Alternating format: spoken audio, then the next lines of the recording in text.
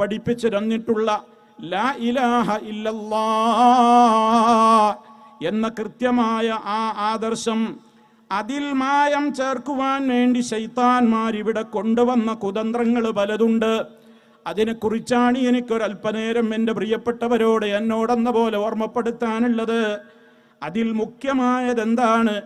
മനുഷ്യനെ തൗഹീദിൽ നിന്ന് തെറ്റിച്ച് ശിർക്കിലേക്ക് മനുഷ്യനെ കൊണ്ടുപോകുവാൻ വേണ്ടി ശൈത്താൻ ഇവിടെ കൊണ്ടുവന്ന കുതന്ത്രങ്ങളുടെ മുഖ്യമായ കുതന്ത്രമാണ് സൃഷ്ടികളെ കുറിച്ച്, അവരെക്കുറിച്ച് പറയാവതല്ലാത്ത അതിരുവിട്ട വർണ്ണനകളും അതിരുവിട്ട വിശേഷണങ്ങൾ അവരിൽ ചാർത്തിപ്പറയലുമൊക്കെ ചെയ്യുക എന്നുള്ളത്.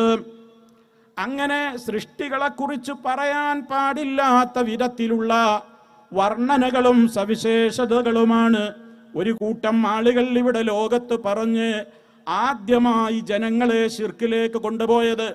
മഹാനായ ആദം അലൈഹിസ്സലാമിന്റെ കാലം മുതൽ നോഹ് നബി അലൈഹിസ്സലാം വരുന്ന കാലത്തിൻ്റെ ഇടയ്ക്ക് 10 തലമുറകളോളം കഴിഞ്ഞു പോയിട്ടുണ്ടെന്നാണ് ചരിത്രം നമ്മൾ പഠിക്കേണ്ടത്. ആ 10 തലമുറകളിലും ശിർക്ക് എന്ന മാരക രോഗം വന്നിട്ടില്ല. പിന്നീട് 10 തലമുറകൾ ഇങ്ങനെ അവസാന ഘട്ടത്തിലേക്ക് എത്തുമ്പോ ആ സമൂഹത്തിൽ ചില പ്രശ്നങ്ങൾ ഉണ്ടായി. അതെന്താണ്? അവിടെ ജീവിച്ചിരുന്ന ചില ആളുകളെ വദ്ദ്, സുവാഴ്, യഗൂസ്, യഊഖ്, നസ്ർ പോലെയുള്ള 5 ആളുകളുടെ പേരാണിത്. ഇവരെ സംബന്ധിച്ച് വിശുദ്ധ ഖുർആനിൽ പറഞ്ഞിട്ടുണ്ട്.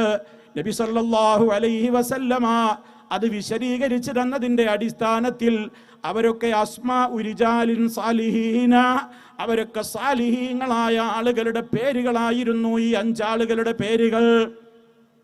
ഇത് നൂഹ് നബി അലൈഹിസ്സലാം വരുന്ന കാലഘട്ടത്തിലെ അവസ്ഥയാണ്. ഈ 5 ആളുകളുടെ പ്രതിമയുണ്ടാക്കാനാണ് ആദ്യം ജനങ്ങൾ തയ്യാറായത്. എന്തിന്? ഇവരൊക്കെ വലിയ നേതാക്കളാണ്. ഇവര് പ്രാർത്ഥിച്ചാൽ മറ്റുള്ളവർ പ്രാർത്ഥിക്കുന്നത് പോലെയല്ല. ഇവര് മഴക്ക് ചോദിച്ചാൽ മറ്റുള്ളവർ മഴക്ക് വേണ്ടി തേടുന്നത് പോലെയല്ല. ഉത്തരം റെഡിയായിട്ട് കിട്ടാറുണ്ട്. അതുകൊണ്ട് ഈ മഹാന്മാരായ ആളുകൾ മരണപ്പെട്ടപ്പോൾ അന്ന് ശൈത്താന നാട്ടുകാരുടെ മനസ്സിൽ തോന്നിപ്പിക്കലുണ്ടതെന്താണ്? ഇവരൊക്കെ വലിയ മഹാന്മാരാണ്.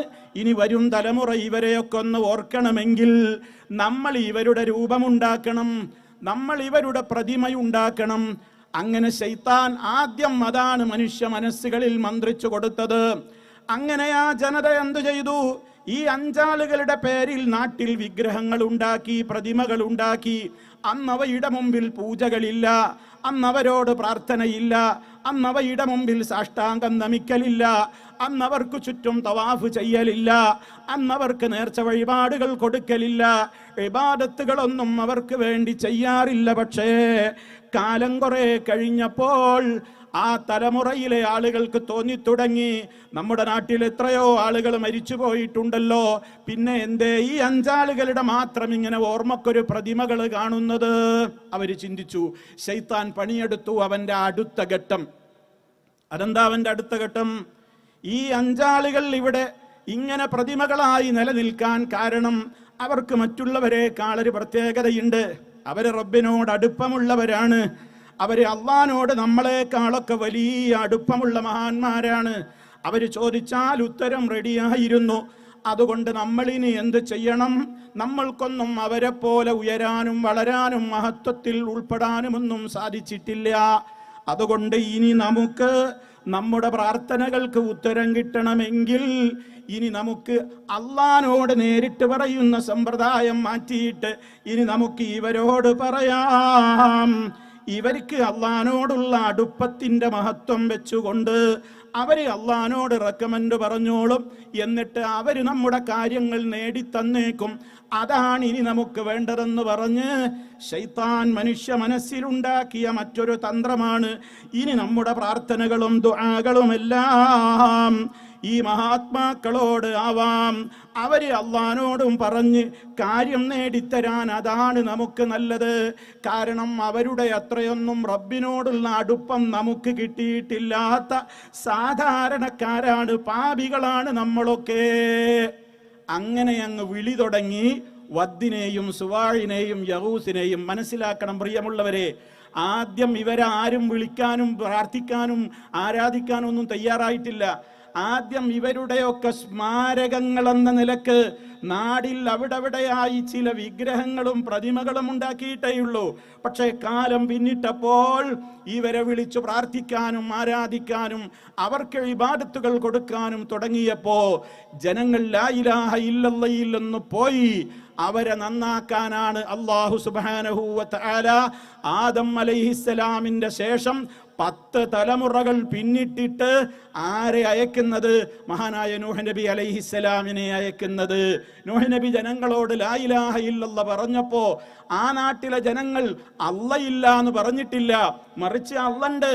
പക്ഷേ ഈ മഹാത്മാക്കളിലൂടെ ചോദിച്ചാലേ അള്ള ഞങ്ങളോട് കനിയുകയുള്ളൂ, ഉത്തരം ചെയ്യുകയുള്ളൂ എന്ന ധാരണയിൽ മഹാന്മാരായ ആളുകൾക്ക് അള്ളാഹുവിനെ പോലെ തന്നെ അവരിനി മരിച്ചാലും അവരെവിടെയാണെങ്കിലും ഞങ്ങളുടെ വിളി അവരും കേൾക്കും, അവരും എല്ലാം കാണും, അവരും എല്ലാം അറിയും, അവർക്കും എല്ലാത്തിനും കഴിയും, അവരും വിളിച്ചാൽ വിളിപ്പുറത്ത് ഉത്തരം ചെയ്യാൻ ഓടി വരും.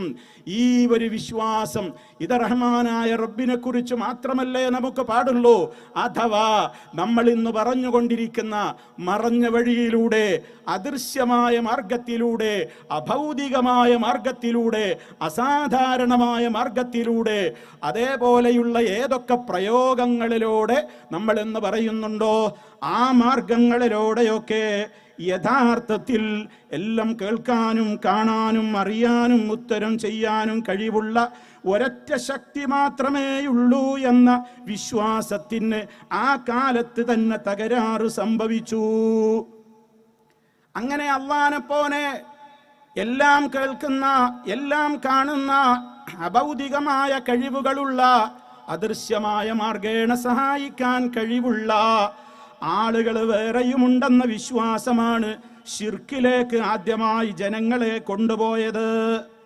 വാസ്തവത്തിൽ സമീആയ റബ്ബ്, ബസീറായ റബ്ബ്, അലീമായ റബ്ബ്, ഖദീറായ റബ്ബ്, മുജീബായ റബ്ബ്, എന്താ ഇതിൻ്റെയൊക്കെ അർത്ഥം? എവിടെ നിന്ന് ഞാൻ വിളിച്ചാലും എൻ്റെ വിളി എല്ലാം കേൾക്കുന്നവൻ, എല്ലാം കാണുന്നവൻ, എല്ലാം അറിയുന്നവൻ, എല്ലാത്തിനും കഴിവുള്ളവൻ, എവിടെയായാലും എനിക്ക് ഉത്തരം ചെയ്യാൻ കഴിവുള്ളവൻ. ഈ വക ഗുണവിശേഷണങ്ങളൊക്കെ നമ്മൾ ആരിൽ മാത്രമാണ് വിശ്വസിക്കുന്നത്? റഹ്മാനായ റബ്ബിൽ മാത്രം. അവനിൽ മാത്രമേ അത് വിശ്വസിക്കാനും പാടുള്ളൂ. എന്നാൽ ആ പൂർണ്ണമായ അർത്ഥത്തിലുള്ള കേൾവിയും കാഴ്ചയും അറിവും കഴിവും എല്ലാം മറ്റുള്ള ചില ആളുകൾക്കും അല്ലാഹു കൊടുത്തിട്ടുണ്ട്. അവർക്കും ആ നിലക്കുള്ള അഭൗതികമായ നിലക്കുള്ള കഴിവുകളുണ്ട്. എന്നിടത്തേക്ക് സമൂഹം എത്തി എന്നുള്ളതാണ് ശിർക്കിന്റെ തുടക്കം എന്ന് ഗൗരവത്തോടെ നമ്മൾ മനസ്സിലാക്കുക. ഈ ചരിത്രം ഒരിക്കലും നമ്മുടെ മനസ്സിൽ നിന്ന് മാറിപ്പോകരുത്.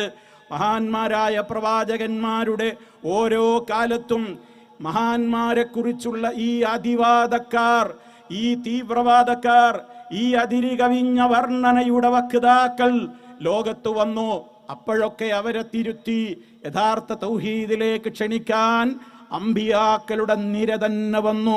മൂസാ അലൈഹിസ്സലാമിന്റെ കാലത്തുള്ള ജനത പല സൃഷ്ടികളെ കുറിച്ചും ഇതേപോലെ അവരിൽ അഭൗതികത ആരോപിച്ചു. അവരെ വിളിച്ചു പ്രാർത്ഥിക്കാൻ തുടങ്ങി, അവർക്ക് ഇബാദത്തുകൾ സമർപ്പിക്കാൻ തുടങ്ങി. ഈസാ അലൈഹിസ്സലാമിന്റെ കാലത്തുള്ള ജനങ്ങളും ഇതേ രീതിയിൽ തന്നെ മഹാത്മാക്കളെ കുറിച്ച് അതിരുകവിഞ്ഞ വർണ്ണനകളും മതത്തിൽ അതിരുകവിഞ്ഞ അതിവാദങ്ങളും അവർ കൊണ്ടുവന്നു. അതുകൊണ്ട് വിശുദ്ധ ഖുർആൻ വേദക്കാരെ മൊത്തത്തിൽ വിളിച്ചുകൊണ്ട് പറഞ്ഞു, ലാ തഗ്ലൂ ഫീ ദീനിക്കും, നിങ്ങളുടെ മതത്തിൽ നിങ്ങൾ അതിരുകവിയരുത്. വലാ തഖൂലു അലല്ലാഹി ഇല്ലൽ ഹഖ്, നിങ്ങൾ അല്ലാഹുവിനെ കുറിച്ച് അല്ലാഹുവിന്റെ മേൽ ഹഖല്ലാത്തത് ബാത്തിലായ വാദങ്ങൾ നിങ്ങൾ പറയുകയും അരുത് എന്നൊക്കെ എത്ര വ്യക്തമായിട്ടാണ് വിശുദ്ധ ഖുർആൻ അവരുടെ ശ്രദ്ധയിൽ കൊണ്ടുവന്നത്. മഹാനായ റസൂലുള്ളാഹി സ്വല്ലല്ലാഹു അലൈഹി വസല്ലമ മക്കയിൽ ഇസ്ലാമിക ദഅവത്തുമായി കടന്നു വന്നപ്പോൾ അവിടെയും ഉണ്ടായി അതിവാദക്കാർ. അവരും എന്തു വിശ്വസിച്ചു? അവരും അല്ലാഹുവിനെ തള്ളിയവരല്ല, അല്ലാഹുവിനെ നിരാകരിച്ചവരല്ല, മറിച്ച് അവർ വിളിച്ചു പ്രാർത്ഥിച്ചു കൊണ്ടിരുന്ന അവരുടേതായ മഹാത്മാക്കളെന്ന് പറയുന്ന ലാത്ത പോലെയുള്ള ആളുകൾ, അവരോടെല്ലാം അവരും വിളിച്ചു പ്രാർത്ഥിച്ചിരുന്നു. മഹാനായ നബി സല്ലല്ലാഹു അലൈഹി വസല്ലമ അവരോട് അത് ഗൗരവത്തോടുകൂടെ എതിർത്തു. അപ്പോൾ ആ ജനതക്കും പറയാനുണ്ടായിരുന്ന ന്യായം വിശുദ്ധ ഖുർആൻ പറയുന്നുണ്ട്. അവരല്ലാഹുവിന് പുറമെ മറ്റുള്ളവർക്ക് അവർ ഇബാദത്തുകൾ സമർപ്പിച്ചിരുന്നതിന് അറേബ്യൻ മുശ്രിക്കുകൾ പറഞ്ഞിരുന്ന കാരണം ഹഉലാഇ ശുഫാഉനാ ഇൻദല്ലാഹ്,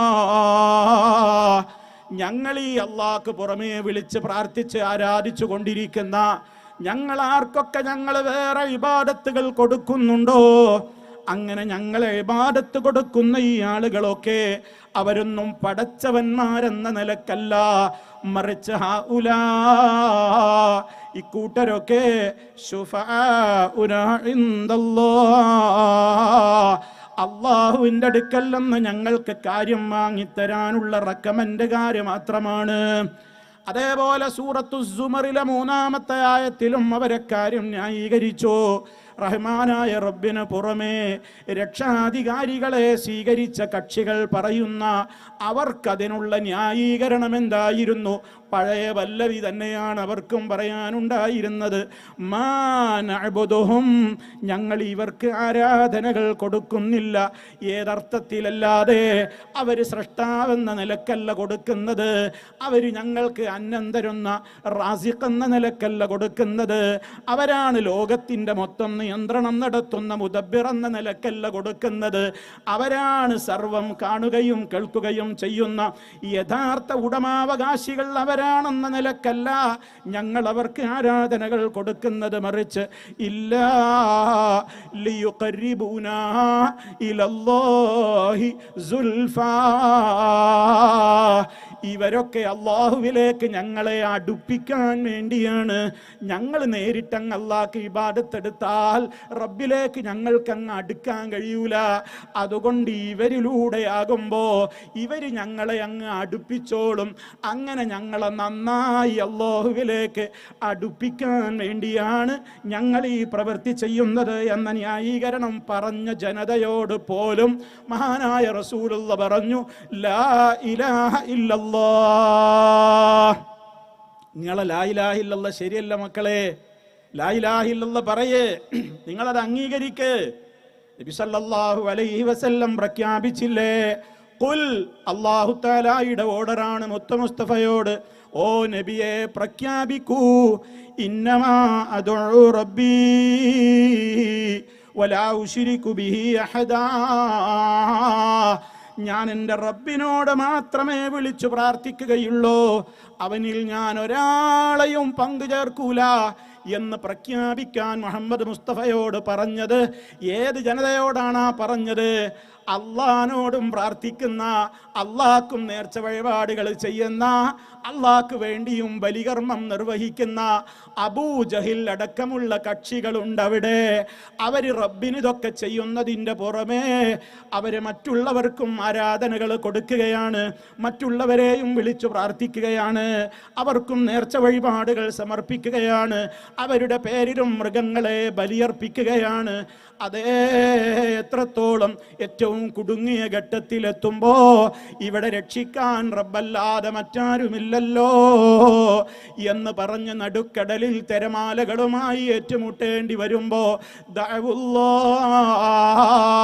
അവരെ അള്ളാനെ മാത്രം ആത്മാർത്ഥമായി കൊണ്ട് വിളിച്ചു പ്രാർത്ഥിച്ചിരുന്ന കക്ഷികളാണ് അവര്. ആ കക്ഷികൾക്ക് തൗഹീദ് പഴച്ചത് എങ്ങനെയാണ്? അവര് അള്ളയില്ല എന്ന് പറഞ്ഞത് കൊണ്ടല്ല, മറിച്ച് അള്ളാനെ ശരിക്കവര് മനസ്സിലാക്കിയില്ല. അതുകൊണ്ടാണ് അവരുടെയും വിശ്വാസം എന്ത് തന്നെയായിരുന്നു, അള്ളാഹു തന്നെയാണ് സർവശക്തൻ. എന്നാൽ ഞങ്ങൾ വിളിച്ച് തേടുന്ന ചില പങ്കാളികൾ അള്ളാഹുവിനുണ്ട്. ആ പങ്കാളികളൊക്കെ അള്ളാഹിനെ പോലെ സ്വന്തമായി കഴിവുകളുള്ളവരല്ല, അള്ളാഹ് കൊടുത്ത കഴിവേ അവർക്കുമുള്ളൂ. അത് കഅബ തവാഫ് ചെയ്യുന്ന വേളയിൽ അറേബ്യൻ മുശ്രിക്കുകൾ അബൂജഹിൽ അടക്കമുള്ളവർ തവാഫിന്റെ വേളയിൽ ചൊല്ലിയിരുന്ന തെൽബിയത്തുണ്ട്. എന്താ അതിന്റെ തുടക്കം എന്നറിയോ? ഈ തെൽബിയത്തിന്റെ തുടക്കം മുസ്ലിമീങ്ങളായ നമ്മൾ ചൊല്ലുന്ന തെൽബിയത്തിന്റെ തുടക്കമാ. എന്താ ചൊല്ലിയത്? ലബ്ബൈക ലാ ശരീക ലക. അല്ലാഹുവേ, നിന്റെ വിളിക്കുത്തരം ചെയ്ത് ഞാനിതാ വരുന്നു, ഞങ്ങൾ വരുന്നു. ആരാ പറയുന്നത്? കടുത്ത മുശ്രിക്ക്. ലബ്ബൈക ലാ ശരീക ലക, നിനക്ക് ഒരു പങ്കാളിയുമില്ല അല്ലാഹ്. ഇത് കേൾക്കുമ്പോ മുത്തു മുസ്തഫാക്ക് എന്തൊരു സന്തോഷമാണ്.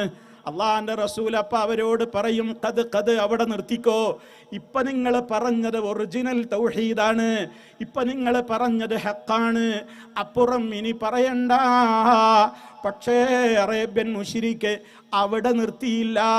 അവൻ ഒരു പ്രത്യേകമായ മറ്റു ചില പദങ്ങളൊന്ന് കൂട്ടിച്ചേർത്തു. അതെന്റെ പ്രിയപ്പെട്ട ശ്രോതാക്കളെ അടിവരയിട്ട് മനസ്സിലാക്കണം. എന്താണ് അവരതിനോട് ചേർത്തത്? ഇല്ലാ ശരീക. അല്ലാഹുവേ, നിനക്കൊരു പങ്കാളിയുമില്ല എന്ന് ഞങ്ങൾ പറയുമ്പോ അതിൽ ഞങ്ങൾക്ക് ചെറിയ ഒരു തിരുത്ത് നിന്നോട് പറയാനുണ്ട്. ഒരു പങ്കാളി നിനക്കുണ്ട്. ആ ഒരു പങ്കാളിയുടെ കൂട്ടം എന്ന് പറയുന്നത് ഹുവലക, അവൻ നിന്റെതാണ്. അഥവാ തംലികുഹു, ആ പങ്കാളിയുടെ എല്ലാ കഴിവുകളും ഉടമപ്പെടുത്തുന്നത് നീയാണ്. വമാ മലക, ആ പങ്കാളിക്ക് ഒരു കഴിവും ഇല്ല എന്നും അർത്ഥം വരാം. ഇനി അതല്ലെങ്കിൽ ആ പങ്കാളികൾക്ക് എന്തെങ്കിലും കഴിവുകളുണ്ടോ? ആ കഴിവുകൾ മുഴുവനും ഉടമയാക്കുന്നത് നീയാണ്. അഥവാ നീ കൊടുത്ത കഴിവുകളുള്ള ചില പങ്കാളികൾ ഞങ്ങൾക്കുണ്ട് എന്ന തൗഹീദിന്റെ മാറ്റത്തിരുത്തലിന്റെ വശമായി കൊണ്ട് അറേബ്യൻ മുശ്രിക്കുകൾ കഅബ തവാഫിന്റെ വേളയിൽ പറഞ്ഞപ്പോൾ മുത്തു മുസ്തഫ അവരോട് ഗൗരവത്തിൽ അത് തിരുത്താൻ പറയുന്നു. അപ്പൊ പ്രശ്നം എവിടെയാ? അല്ലല്ല എന്ന് പറയലാണോ? അള്ളാനെ അംഗീകരിക്കാതിരിക്കലാണോ? അതൊന്നുമല്ല. അള്ളാനെയൊക്കെ അംഗീകരിക്കുന്നു, പക്ഷേ ശരിയാം വിധം അംഗീകരിക്കുന്നില്ല. റബ്ബ് പറഞ്ഞതുപോലെ അവനെ അംഗീകരിക്കുന്നില്ല. അതുകൊണ്ട് തന്നെ അവനിലേക്ക് അടുപ്പിക്കാൻ വേറെ ആള് വേണം എന്നല്ല പഠിപ്പിച്ചിട്ടില്ല. അതുപോലെ അല്ല പഠിപ്പിക്കാത്ത കാര്യങ്ങൾ അവനെ കുറിച്ച് പറയുകയാണ്. അങ്ങനെ റബ്ബിനെ കുറിച്ച് പറയേണ്ട വിധത്തിൽ വിശ്വസിക്കേണ്ട വിധത്തിൽ വിശ്വസിക്കാതെ അവർ റബ്ബിൽ കൂറുണ്ടാക്കി, അവർ റബ്ബിൽ പങ്കുചേർത്തു. ഈ ഒരു യാഥാർത്ഥ്യം നമ്മുടെ മനസ്സിൽ ചരിത്ര സത്യമായി നിലനിൽക്കണം. ഇനി ഞാൻ എൻ്റെ പ്രിയപ്പെട്ട ശ്രോതാക്കളോട് പറയാണ്, ഇതുവരെ പറഞ്ഞതൊക്കെ ഗതകാല ചരിത്രം. ഈ ചരിത്രങ്ങളുടെ വസ്തുതകളൊക്കെ നിങ്ങളുടെ മനസ്സിൽ മായാതെ അവസാനം വരെ ഉണ്ടാകണം. ഇനി ഞാൻ നിങ്ങളെ ക്ഷണിക്കുന്നത് നമ്മുടെ വർത്തമാന കാലഘട്ടത്തിലേക്കാണ്. നമ്മുടെ നാടുകളിലേക്ക് കടന്നു വരൂ. എന്താ നമ്മുടെ നാടിന്റെ അവസ്ഥ? ഇവിടെ മഹാന്മാരെ കുറിച്ച് അമിതമായ വർണ്ണനകൾ നടക്കുന്നു. മഹാത്മാക്കളെ കുറിച്ച് പറയാൻ പാടില്ലാത്ത നിലക്കുള്ള വർണ്ണനകൾ. അള്ളാഹു അവർക്ക് ഒരിക്കലും നമ്മളൊരു സൃഷ്ടികൾക്കും സങ്കല്പിച്ചു കൊടുക്കാൻ പാടില്ലാത്ത കാര്യങ്ങൾ അവരുടെ മേൽ ആരോപിക്കുകയാണ്. അതെന്താ?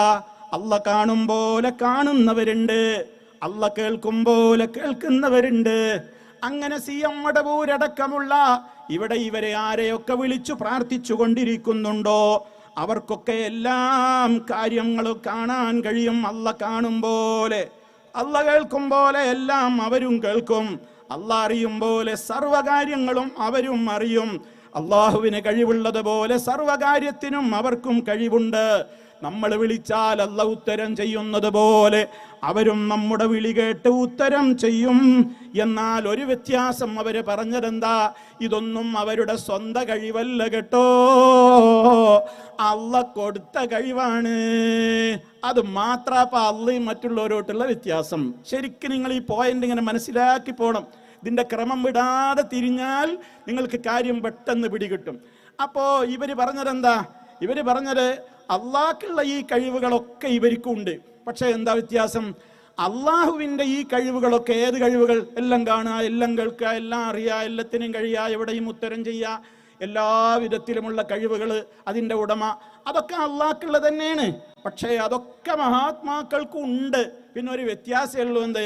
അള്ളാഹുടെ കഴിവുകളൊക്കെ അള്ളാഹുവിൽ സ്വന്തമായി തന്നെ ഉള്ളതാണ്, മറ്റുള്ളവർക്കൊക്കെ അള്ളാഹ് കൊടുത്തതാണ് എന്ന് വിശ്വസിച്ച് കഴിഞ്ഞാൽ യാതൊരു തകരാറും വരൂല എന്നാണ് ഇവിടെ സഖാഫിമാര് പഠിപ്പിച്ച നൂതനമായ തൗഹീദ്. അവരെ ഈ സമൂഹത്തിന്റെ മുമ്പിൽ, കാലങ്ങളായി നമ്മുടെ സമൂഹത്തിന്റെ മുമ്പിൽ ജനങ്ങളെ ശിർക്കിലേക്ക് കൊണ്ടുപോകുവാൻ വേണ്ടി അവർ കൊണ്ടുവന്നിട്ടുള്ള ഏറ്റവും വലിയ ദുർവ്യാഖ്യാനമാണത്. എന്ത്? അള്ളാഹ്ക്ക് ഇപ്പം എന്തേ മറ്റുള്ളവരെക്കാൾ പ്രത്യേകതയുള്ളൂ? അള്ളാഹ്ക്ക് സ്വയം കഴിവുണ്ട്, അള്ളാഹുവിന് സ്വന്തമായി കഴിവുണ്ട്, സ്വയം പര്യാപ്തനാണവൻ. മറ്റുള്ളവരൊക്കെ അള്ളാഹ് കൊടുത്ത കഴിവേ ഉള്ളൂ, അതങ്ങോട്ട് പറഞ്ഞാൽ മതി. എന്നാ പിന്നെ ബാക്കി പിന്നെ അള്ളാഹിന്റെ എല്ലാ കഴിവും ഇവർക്കും പറയാം. എന്തേ പ്രശ്നമുള്ളൂ? അള്ളാഹ് കൊടുത്തതാന്ന് പറഞ്ഞാൽ മതി. അപ്പൊ എല്ലാം കാണുമോ? എല്ലാം കാണും. എന്താ പ്രത്യേകത? അള്ളാഹ് കൊടുത്തിട്ടുണ്ട്, അള്ളാഹു തആല നൽകിയിട്ടുണ്ട്. ഇങ്ങനെ പറഞ്ഞ് അള്ളാഹ് കൊടുത്ത കഴിവാണ് എന്ന് പറഞ്ഞാൽ, മഹാന്മാരെ കുറിച്ച് എല്ലാം കാണും എല്ലാം കേൾക്കുന്നെന്ന് പറഞ്ഞാൽ ഒരു കുഴപ്പമില്ലാന്ന് ഇവിടെ ഇസ്തിഗാസ എന്ന പേരിലുള്ള പുസ്തകത്തിൽ സുലൈമാൻ സഖാഫി മാളിയേക്കൽ എന്ന് പറയുന്ന കുബൂരി പുരോഹിതൻ ഈ സമൂഹത്തിന്റെ മുമ്പിൽ പച്ച മലയാളത്തിൽ എഴുതി വിട്ടു.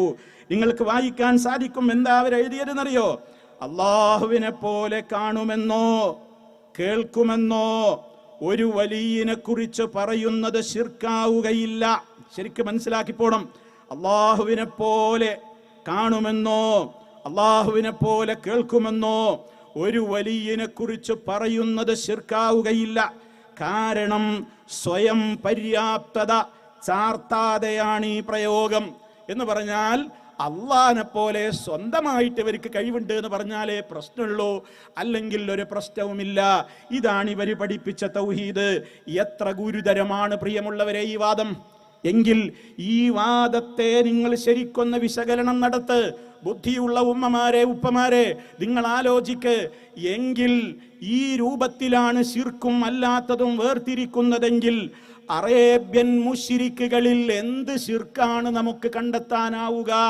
കാരണം അറേബ്യൻ മുശ്രിക്കുകളോട് മുഹമ്മദ് മുസ്തഫ സല്ലല്ലാഹു അലൈഹി വസല്ലം ചില ചോദ്യങ്ങൾ ചോദിച്ചിരുന്നു. അത് മുഹമ്മദ് മുസ്തഫ സല്ലല്ലാഹു അലൈഹി വസല്ലം ഉണ്ടാക്കി ചോദിച്ച ചോദ്യമല്ല, അള്ളാഹ് പഠിപ്പിച്ചു കൊടുത്ത ചോദ്യമാണ്. ഖുൽ, നബിയെ അവരോട് ചോദിക്കൂ, മയ്യർസുഖുക്കും മിനസ്സമാഇ വൽ അർളി, ആകാശഭൂമികളിൽ നിന്ന് നിങ്ങൾക്ക് അന്നം തരുന്നവൻ ആരാണ്?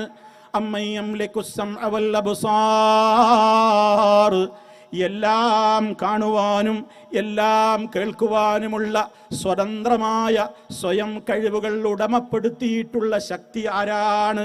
ومن يخرج الحي من الميت ويخرج الميت من الحي, ജീവനുള്ളവയിൽ നിന്ന് അല്ലാത്തവയെയും അല്ലാത്തവയിൽ നിന്ന് ജീവനുള്ളവയെയും പുറപ്പെടുവിക്കുന്നവൻ ആരാണ്? ومن يدبر الامر, സർവകാര്യങ്ങളും ഈ ലോകം മുഴുവൻ അടക്കി ഭരിച്ച് നിയന്ത്രിക്കുന്ന മുദബ്ബിർ ആരാണ് എന്നൊക്കെ അവരോട് ചോദിക്കൂ നബിയേ. അങ്ങനെ ചോദിച്ചാൽ അള്ളയാണ് നമുക്ക് പറഞ്ഞു തരുന്നത്. ഫസയഖൂലൂന, അവരൊക്കെ പറയും അള്ളയാണെന്നവര് പറയും. അപ്പ നബിയെ നിങ്ങൾ ആ അവസരം മുതലെടുത്തുകൊണ്ട് ഉടനെ അടുത്ത ചോദ്യം ചോദിക്കണം. ഫഖുൽ അഫലാ തത്തഖൂൻ, ഇതൊക്കെയാണ് നിങ്ങളുടെ വിശ്വാസമെങ്കിൽ പിന്നെ ഇതിൻ്റെയൊക്കെ ഉടമയായ സർവശക്തനായ റബ്ബിനെ മാത്രം സൂക്ഷിച്ച് നിങ്ങൾക്ക് ശിർക്കാ ുന്ന ദോഷബാധകളിൽ നിന്ന് ഒന്ന് വിട്ടുനിന്ന് മുത്തഖീങ്ങളായിക്കൂടെ? മാത്രമല്ല ഫദാലികുമുല്ലാഹു റബ്ബുകുമുൽ ഹഖ്, ഈ രൂപത്തിലുള്ള കഴിവുകളൊക്കെയുള്ളവനാണ് യഥാർത്ഥത്തിലുള്ള നിങ്ങളുടെ റബ്ബായ അല്ലാഹു.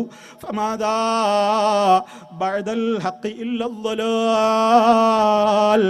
സത്യം വ്യക്തമായി കഴിഞ്ഞാൽ പിന്നെ അതിൻ്റെ ശേഷം പിന്നെ വഴികേടല്ലാതെ മറ്റെന്തിലേക്കാ നിങ്ങൾ പോകുന്നത്? അതുകൊണ്ട്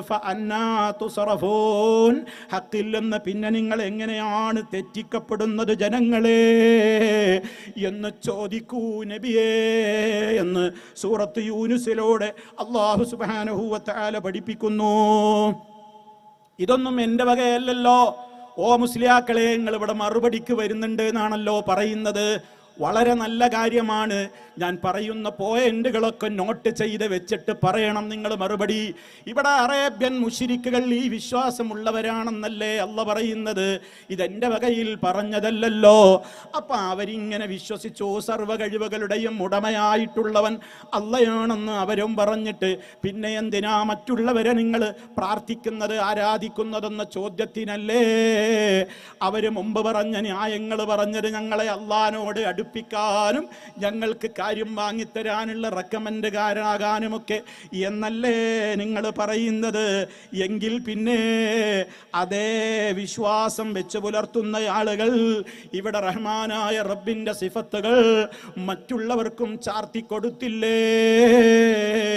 പാഠപുസ്തകങ്ങളിൽ വരെ പണ്ടൊക്കെ പഠിപ്പിച്ചിരുന്നത് നിങ്ങൾ ശരിക്കും മനസ്സിലാക്കണം. സമസ്ത കേരള ഇസ്ലാമത വിദ്യാഭ്യാസ ബോർഡ് പണ്ട് കാലത്ത് കുട്ടികൾക്ക് അള്ളാന്റെ ഗുണങ്ങൾ സിഫാത്തുകൾ പഠിപ്പിച്ചു കൊടുക്കുമ്പോൾ അവിടെയൊക്കെ സർവജ്ഞൻ, എല്ലാം കാണുന്നവൻ, എല്ലാം കേൾക്കുന്നവൻ, എല്ലാം അറിയുന്നവൻ എന്നിങ്ങനെ വേറെ വേറെ തന്നെ അവരുടെ ദീനിയാത്തിലൊക്കെ പണ്ട് കാലത്ത് പഠിപ്പിച്ചിട്ടുണ്ടായിരുന്നു. എന്നാലോ ഇപ്പൊ പഠിപ്പിക്കുന്ന പുസ്തകങ്ങളിൽ സർവജ്ഞൻ എന്ന് കാണൂല, എല്ലാം കാണുന്നവൻ എന്ന് കാണൂല, എല്ലാം കേൾക്കുന്നവൻ എന്ന് അള്ളാനെ കുറിച്ച് പറയുന്നില്ല. മറിച്ച് അവിടെയൊക്കെ എന്താണ്? കൗനുഹു ഖാദിറ, കഴിവുള്ളവനാവൽ, കൗനുഹു ആലിമ, അറിവുള്ളവനാകൽ, കൗനുഹു സമീഅ, കേൾവിയുള്ളവനാകൽ, കൗനുഹു ബസീറ, കാഴ്ചയുള്ളവനാകൽ. പണ്ട് പഠിപ്പിച്ചതോ എല്ലാം കാണുന്നവനാകൽ, എല്ലാം കേൾക്കുന്നവനാകൽ. എന്തേ നിങ്ങൾക്ക് ഈ തിരുമറി നടത്താൻ നിമിത്തമായത്? ശരിക്കെൻ്റെ സാധാരണക്കാർ മനസ്സിലാക്കണം. ഇവിടെ കൂടിയ എൻ്റെയൊക്കെ പ്രായമുള്ളവർക്കറിയില്ലേ, ചെറുപ്പത്തിൽ നമ്മൾ സമസ്തയുടെ പാഠപുസ്തകത്തിലാണ് പഠിച്ചതെങ്കിൽ അന്ന് എല്ലാം ഉണ്ടായിരുന്നു. ഇപ്പൊ എല്ലാം കട്ടതെന്തിനാ? സാധാരണ ഒരു മദ്രസയിലെ കുട്ടി പോലും നിങ്ങളെ നിർത്തിയിട്ട് ചോദിക്കും, എല്ലാം കാണുന്നവൻ കേൾക്കുന്നവൻ എന്ന് അള്ളാനെ കുറിച്ച് നമ്മൾ പറയുമ്പോൾ ഉസ്താദേ മടവൂരിനെ കുറിച്ചും ഭയങ്കര കോയപ്പാപ്പാനെ കുറിച്ചൊക്കെ എല്ലാം കാണും എല്ലാം കേൾക്കുന്നു പറയുന്നത് അത് അള്ളാഹുവിനെ സമനാക്കലാവൂലേ എന്ന കൊച്ചു കുട്ടികളുടെ ചോദ്യം പോലും ഭയപ്പെട്ടുകൊണ്ട് ഇപ്പൊ അള്ളാന്റെ ഗുണങ്ങളെ സംബന്ധിച്ച് അർത്ഥം കൊടുക്കുമ്പോ എല്ലാം കാണല് പോയി, എല്ലാം കേൾക്കല് പോയി. ഈ ഗതികേടിലേക്ക് നിങ്ങൾ എത്തിയത് എന്തുകൊണ്ടാ? സർവശക്തനായ റബ്ബിനെ കുറിച്ച് അല്ല പറഞ്ഞില്ലേ, വമാ ഖദറുല്ലാഹ ഹഖ ഖദരിഹി, അല്ലാഹനെ കണക്കാക്കേണ്ട നിലക്ക് അവര് കണക്കാക്കാതെ പോയി. റബ്ബിനെ കുറിച്ച് പരിതാത്തത് അവര് പറഞ്ഞു, റബ്ബിന്റെ ഗുണങ്ങൾക്ക് ചേരാത്തത് റബ്ബിനെ കുറിച്ച് അവര് പറഞ്ഞു, റബ്ബ് കൊടുക്കാത്ത കഴിവുകൾ മറ്റുള്ളവർക്കുണ്ടെന്നവര്. അതേ, അള്ളാഹു ഒരിക്കലും അവനെ പോലെ എല്ലാം കാണുക എന്ന കഴിവ് കൊടുത്തിട്ടില്ല. എല്ലാം കേൾക്കുക, എല്ലാം അറിയുന്ന അലീമാവുക എന്ന കഴിവ് റഹ്മാനായ റബ്ബ് ഒരാൾക്കും വിട്ടുകൊടുത്തിട്ടില്ലല്ലോ. ലോകത്തുള്ള അമ്പിയാക്കളുടെ മുഴുവൻ ഇൽമ കൂടി നോക്കിയാൽ മഹാനായ മുഹമ്മദ് മുസ്തഫ സല്ലല്ലാഹു അലൈഹി വസല്ലമിന്റെ ഇൽമിനെ അപേക്ഷിച്ച് അതെത്ര തുച്ഛമാണ്. ഇനി ലോകത്തുള്ള എല്ലാവരുടെയും അറിവുകൾ അള്ളാഹുവിൻ്റെ അറിവുമായിട്ട് വെച്ചു നോക്കുമ്പോ മഹാനായ മൂസ നബിയും ഖിദ്ർ നബി അലൈഹിസ്സലാമും കൂടെ ഒരു യാത്ര പോകുന്ന ചരിത്രം അൽ കഹ്ഫ് സൂറത്തിൽ പറയുന്നിടത്ത് അവിടെ ഹദീസുകളിൽ കാണാം. അവര് കപ്പലിലൂടെ യാത്ര ചെയ്യുമ്പോ കപ്പലിന്റെ ഓരത്തൊരു കുരുവിപ്പക്ഷി വന്നിരുന്നു. എന്നിട്ട് ആ കുരുവിപ്പക്ഷി സമുദ്രത്തിലേക്ക് അതിൻ്റെ കൊക്കൊന്ന് താഴ്ത്തിയിട്ട് കൊക്കൊന്ന് ഉയർത്തി. ഈ കാഴ്ച കണ്ടപ്പോ ഖിദ്ർ അലൈഹിസ്സലാം മൂസാ നബിക്ക് പറഞ്ഞു കൊടുക്കുകയാണ്, ഓ മൂസാ, നോക്കൂ, ആ പക്ഷിയെ കണ്ടില്ലേ, ആ കുഞ്ഞിക്കുരുവിയെ കണ്ടില്ലേ, അത് വെള്ളത്തിലങ്ങ് ഈ സമുദ്രത്തിലൊന്ന് കൊത്തിയിട്ട് തലപൊക്കിയപ്പോ അതിന്റെ കൊക്കിൽ പറ്റിയിരിക്കുന്ന വെള്ളത്തിന്റെ അളവ് കണ്ടോ? ആ അളവ് എത്ര തുച്ഛമാ മൂസ! അത്രയാണ് സമുദ്രത്തിലെ വെള്ളത്തെ അപേക്ഷിച്ച് ആ കുഞ്ഞിക്കുരുവിയുടെ കൊക്കിലെ വെള്ളത്തിന്റെ അളവ് എത്ര കുറവാ. ഇതേപോലെയാണ് റഹ്മാനായ റബ്ബിന്റെ അറിവിനെ അപേക്ഷിച്ച് സൃഷ്ടികളുടെ എല്ലാവരുടെയും കൂടി ഇൽമു കൂട്ടി നോക്കിയാലും ഈ കുരുവിയുടെ കൊക്കിലുള്ള വെള്ളത്തിന്റെ സമാനമാ. ഇത് ഞാൻ എൻ്റെ വകയിൽ പറയുന്നതാണോ മുസ്ലിയാക്കന്മാരെ? ഇമാം ബുഖാരി എവിടുത്തെ സഹീഹിൽ ഈ ചരിത്രം പറഞ്ഞിടത്ത് പറഞ്ഞിട്ടില്ലേ, വമാ ഊതീതും മിനൽ ഇൽമി ഇല്ലാ ഖലീലാ. നിങ്ങൾക്ക് അറിവില്ലെന്ന് ഇൽമിൽ നിന്ന് വളരെ തുച്ഛമായതല്ലാതെ നൽകപ്പെട്ടിട്ടില്ല. ലോകം കണ്ട മഹാനായ മുഹമ്മദ് മുസ്തഫയടക്കമുള്ള മഹാരഥന്മാരായ പ്രവാചകന്മാരുടെ നേതാവായ മുത്തു മുസ്തഫയടക്കമുള്ളവരോടാ പറയുന്നത്, നിങ്ങൾക്ക് ഇൽമിൽ നിന്ന് വളരെ തുച്ഛമായതല്ലാതെ നൽകപ്പെട്ടിട്ടില്ല. അപ്പൊ റഹ്മാനായ റബ്ബിന്റെ അറിവിന്റെ വിശാലത എത്രയാണ്! എന്നിട്ടും നിങ്ങൾ പറയുന്നു റബ്ബറിയും പോലെ അറിയുന്നു. വഅഅലമു ഇൽമല്ലാഹി ഉഹ്സി ഹുറൂഫഹു. മുഹീദ്ദീൻ ശൈഖ് പാടിയത്രേ, അള്ളാന്റെ അറിവെത്രയുണ്ടോ അതിൻ്റെ അക്ഷരങ്ങൾ പോലും കൃത്യമായിട്ട് എണ്ണി പറയാൻ എനിക്ക് അള്ളാന്റെ ഇൽമൊക്കെയുണ്ട് ജനങ്ങളെ. ഈ ഭൂമിയിൽ എത്ര മണൽത്തരിയുണ്ടെന്ന് എനിക്കറിയാം ജനങ്ങളെ. ഇവിടെ സമുദ്രത്തിലടിക്കുന്ന തിരമാലകളുടെ എണ്ണം എനിക്കറിയാം ജനങ്ങളെ. ഇവിടെ മുളച്ചു പൊങ്ങിക്കൊണ്ടിരിക്കുന്ന സസ്യങ്ങളുടെ എണ്ണം എത്രയുണ്ടെന്ന് എനിക്കറിയാം ജനങ്ങളെ എന്ന് ശൈഖ് മുഹീദ്ദീൻ അബ്ദുൽ ഖാദിർ ജീലാനി പറയുന്നു. എന്ന് പറയുമ്പോ റബ്ബിന്റെ ഇൽമൊക്കെ ഇവർക്കും കൊടുത്തിട്ടുണ്ട്, റബ്ബിന്റെ അറിവൊക്കെ ഇവർക്കുമുണ്ട്.